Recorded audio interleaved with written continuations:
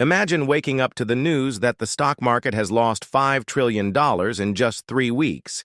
That's not just a dip, that's an economic catastrophe. And yet, here we are watching the man who claims to be a business genius at the helm. Donald Trump, the self-proclaimed mastermind of the economy, oversaw one of the most chaotic financial periods in modern history. And Bill Maher? He's not letting him off the hook.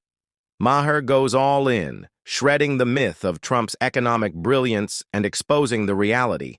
A roller coaster of reckless policies, billionaire handouts, and financial disasters disguised as success stories.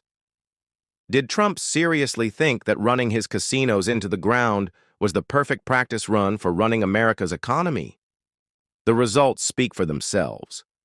Remember the days when he swore up and down that he was going to make America rich again? Well, unless you were already a billionaire, you probably didn't see much of that wealth. Tax cuts that were supposed to help the middle class? They ended up lining the pockets of the ultra-rich while everyday Americans struggled to pay rent. Inflation soared, wages stagnated, and the economy teetered on the edge of disaster. But according to Trump, everything was the best ever.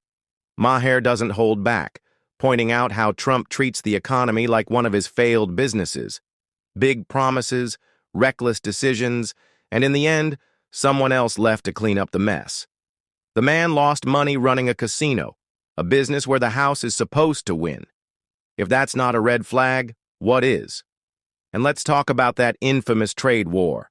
Trump acted like slapping tariffs on everything in sight was some kind of genius move, but in reality, American businesses and farmers took the hit. Prices went up, industries suffered, and the global economy got a front-row seat to his incompetence. Meanwhile, Trump was out there acting shocked when other countries retaliated, like he didn't just start the fight himself. And what about that national debt? Under his watch, it exploded.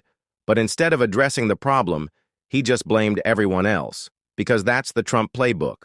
Break something, blame someone else, and convince his supporters that only he can fix it. It's the ultimate con, and somehow millions of people keep falling for it. Bill Maher cuts through the nonsense with brutal precision. He exposes how Trump's economic wins were nothing more than smoke and mirrors. The stock market isn't the economy, but Trump treated it like a scoreboard, bragging every time it ticked up and going silent when it crashed.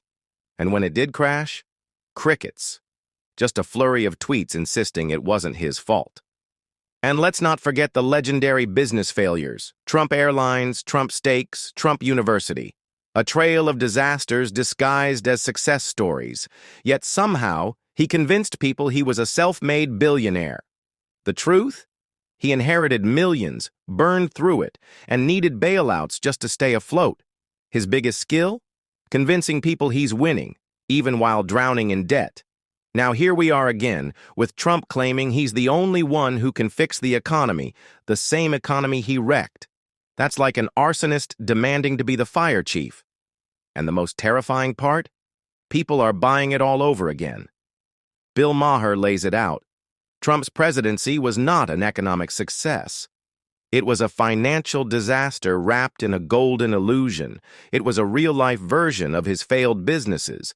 Big, flashy promises, ignored warnings, and a spectacular collapse. And who suffered? Everyday Americans.